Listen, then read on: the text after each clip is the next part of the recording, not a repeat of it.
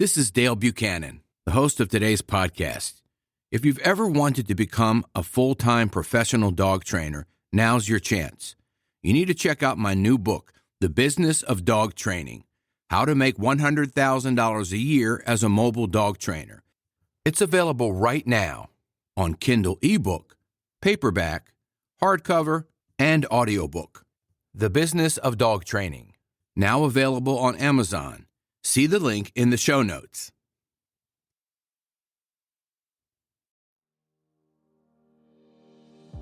I'm Dale Buchanan, and this is Puppy Talk, the podcast that offers free advice and tips for raising a happy, healthy, and obedient puppy. For more information on this podcast, visit us online at puppytalkpodcast.com. Welcome to Puppy Talk episode number 123. I'm your host, Dale Buchanan. Today I'm going to talk about something very important: building structure in your puppy's routine. There's a lot of reasons why we want to build structure, and there's several ways on how we can do it. That's what I want to discuss in this podcast episode. Let's get started. Why should you build structure in your puppy's routine? Number one, structure creates calmness in the puppy. When you have structure where they know what they're going to do next, they're not stressed out trying to overthink what's going to happen next. When are they going to get fed? When are they going to be let outside? When are they going for a walk? When can they play with their food puzzle?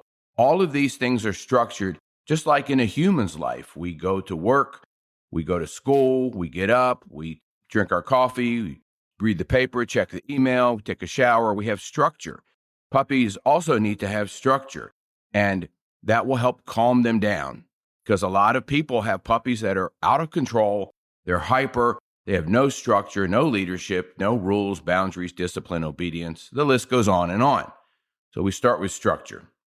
The second reason why structure is important in a puppy is it creates an opportunity for the puppy to succeed, not fail. Your job as the new puppy owner is to set them up for success. That's it. Not set them up to fail. You don't want to leave them on a leash all around the house to have potty accidents and chew everything up. You don't want to not take them outside every hour when they're 8, 10, 12 weeks old, because they'll have potty accidents inside if you do. You don't want to leave a young puppy at home for 8 or 10 hours a day while you're at work. Maybe they need to have a babysitter or have somebody that comes over and walks them in the middle of the day, or you come home for lunch. This is structure. This is setting your puppy up for success. We don't want to set them up to fail, because then you get frustrated. The puppy can feel your frustration. They check out because they don't want to be nagged all the time. And then you end up rehoming the puppy or calling a dog trainer and trying to figure out what you did wrong. It's not the puppy's fault. You didn't do the things right that you should have done from the first day you brought the puppy home. And if you want to listen to what you should do, then go back to some of the episodes I have of this podcast. It's almost 5 years now I've been doing it, which is incredible to me because I started in January of 2021. This is December of 2025 now. Number 3, why you want to build structure in your puppy. Have more control over the puppy's behavior, obedience, and discipline. Once you have that, once you build great leadership on calm, confident leadership, you have structure in the puppy's life, you have an instant puppy that has great behavior, obedience, and discipline. This reduces your frustration and stress. This allows the puppy to thrive, and everybody benefits. This is very important, because if you don't have all of your ducks in a row, then you're not going to succeed raising a puppy. You have to have structure to help build the foundation of the behavior that you want, the obedience that you want, and the discipline. How do you build structure with your puppy? Number 1, stick to a routine. In my book, The Complete Puppy Training Manual, and when somebody hires me, I give them a cheat sheet for creating a puppy schedule. Here's the way it goes. Puppy wakes up, they instantly go potty, you go for a short walk, leash training session. You're not going for a long walk. You're not trying to overstimulate the puppy and do a lot of exercise. And I'll talk about that in another episode.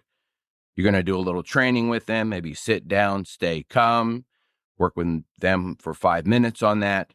They're going to eat. You play a little bit with them. You maybe give them a dog puzzle to play with or something like that, or a licky mat or a Kong. You go potty again, and then the puppy takes a nap. That's how you build structure and a routine in your puppy early on. Stick to that routine for life. They're going to know and anticipate what's going to happen next, and you'll never have to worry about it again. They're going to know that the second they wake up, they go outside. They're going to know after that they do training. Then they know in their mind, oh, I'm going to eat in just a second. So they don't have to stress out and beg for the food. They know it's coming. They know they're going to be taking a nap soon. They need 16 to 18 hours of sleep a day. This is going to be easy for them and easy for you. The second way that you build structure in your puppy is you have to look at your puppy as being in elementary school. When your child is in elementary school, they're taking 6 subjects a day. I'm old school, so I was in elementary school in the 70s. We used to have English as one subject, math, science, history, something else, whatever that would be, home ec or whatever, it doesn't really matter. And then one subject of recess or physical education. You can't have your puppy all the time in recess because that's going to have an imbalance in their life, an imbalance in their behavior, imbalance in their demeanor. What you have to do is balance out their life with English, math, science, history, recess. So only 20% of their life is play.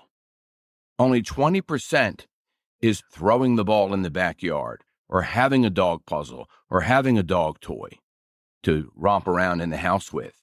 20%, that's it, not 90%.